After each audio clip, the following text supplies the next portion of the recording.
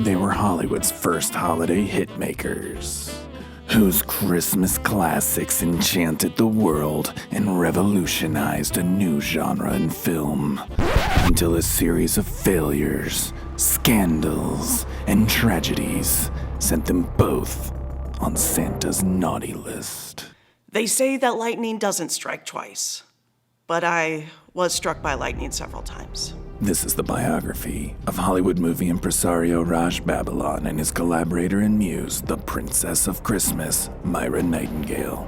Their meteoric rise and devastating fall on real-ass Hollywood stories.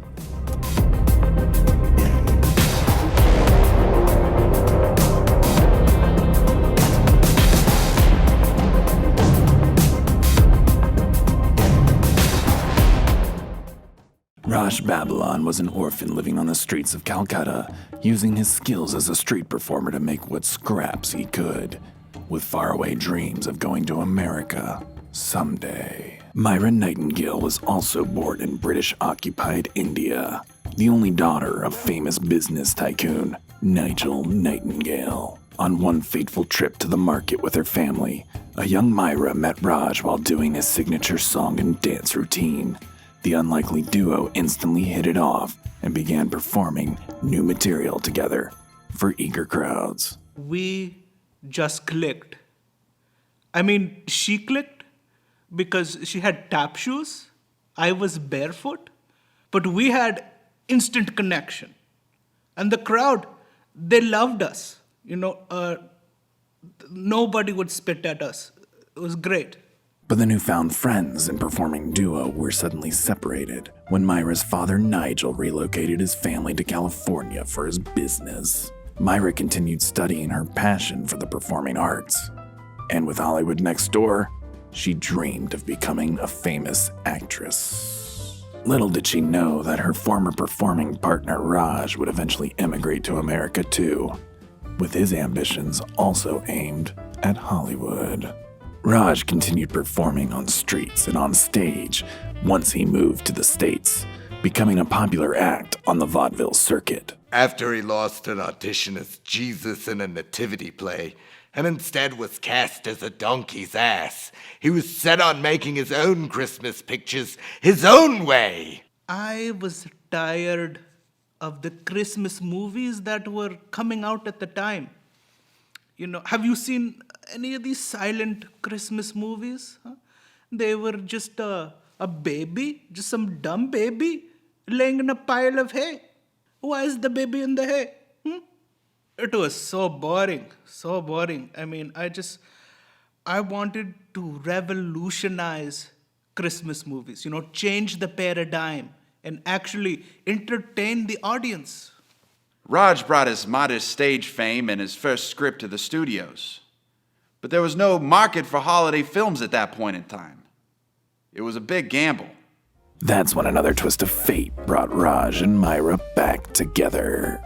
I was at the studio in line for the audition, and lo and behold, there's Raj. And we locked eyes. The audition was for Raj's first movie, Christmas Donkey. I recognized her right away. She still had those crazy eyes, and she smelled like diet pills. And he was still barefoot. His footsies was naked as a baby. The pair were ecstatic with their unexpected reunion, and so was the studio.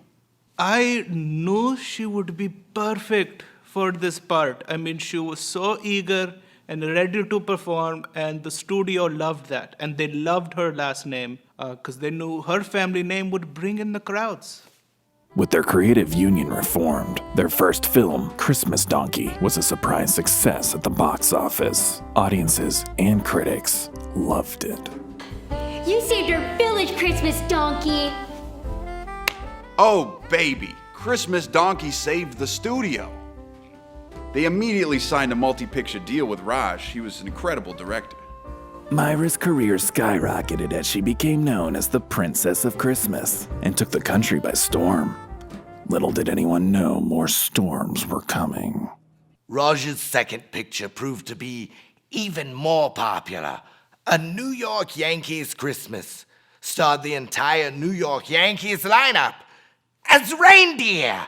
If the New York Yankees have to replace Santa's reindeer in order to save Christmas, I'm gonna need more booze to make sure this red nose really glows.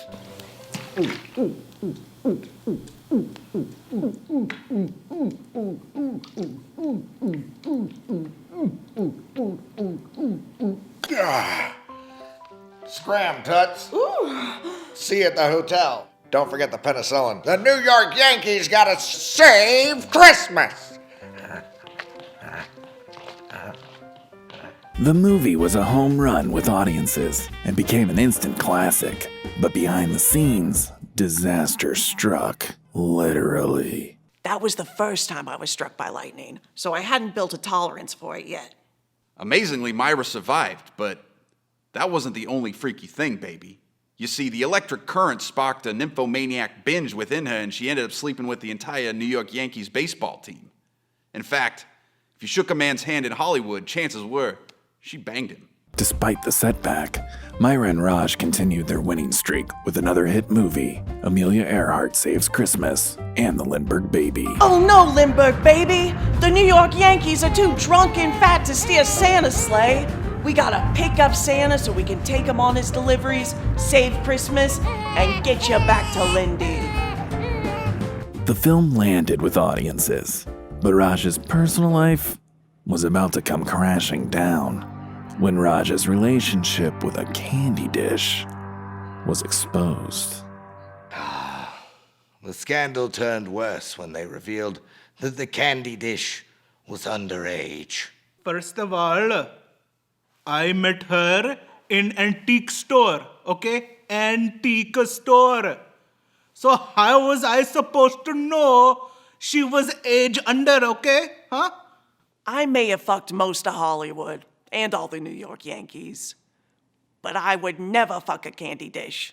That's disgusting. Their next picture, Bikini Beach Christmas, suffered from bad press. My bikini saved Christmas! But it couldn't save Raj's reputation and marked the pair's first of many major flops. Myra was struck by lightning again just before attending a White House party. It turned her into a supercharged nympho. She slept with all the Kennedys, even Ted. When I learned about that, I threw up in my mouth a little. Tensions grew between Raj and Myra. When Candy Dish was named top billed for the new motion picture, What a Dish! It was a flop. Everybody hated it. People didn't even know how to receive it well, so they rioted in the streets, throwing garbage at Rolls Royces. People thought it was Armageddon. The end. The end of Raj Babylon. But audiences didn't like what they were being served. It was another financial failure. Rumors of Raj's wild sex parties in his LA mansion further damaged his reputation. His sex parties were unforgettable. You didn't know who was a guest and what was just furniture. Frank Sinatra fucked a lamp. Despite the couple's constant tabloid fodder, Raj and Candy Dish Martinez married in a glamorous ceremony. After we got married, I realized we had nothing in common. You know, it was a dish. I was a producer. It's almost as if a man isn't supposed to have a romantic relationship with an inanimate object. But what do I know? A bitter divorce between Raj and Candy Dish led to years of lengthy court battles that drained Raj's pockets and the public's interest. During their hiatus, Myra capitalized on her talents of getting struck by lightning, where she then became a weather girl. She was electrifying. Her lightning strike-induced nymphomania was quite a hit at the station, but caused everyone to get a divorce. She was banging everyone, even the women. The pair collaborated again in their next movie, I Have a New Daddy for Christmas, and he saved it. Thank you, Christmas Daddy, for saving Christmas and giving my mom a present in a belly. I wanted to normalize holiday divorce, you know? because it was a reflection of what I was going through. But after a long divorce battle, the court sided with Candy Dish and awarded her everything. Raj was left destitute and resorted to working at a local antique shop before he was fired for having an inappropriate relationship with one of the mistletoes. More than bad news broke when Candy Dish's shattered remains were discovered. After some speculation, Raj was acquitted and used the money from her life insurance policy to open his own antique store. He definitely smashed that candy dish. And I'm not talking about in a sexual way. He broke it. I'm happy now. I'm so happy now. I'm surrounded by my appropriately aged antiques, all certified. And, I'm living a good life. As for Myra, she continues to report the weather as the leading specialist in lightning and started a charity to bring awareness to latent onset electric nymphomania. I feel so lucky. Most people, they don't know what their future holds, but I know mine will be electric, because I was struck by lightning several times. Despite all the ups and downs, the famous duo still meet every year to make special appearances for the holidays. Raj Babylon and Myra Nightingale, through it all, remain friends and collaborators, and will forever be remembered as the Hollywood Holiday Hitmakers.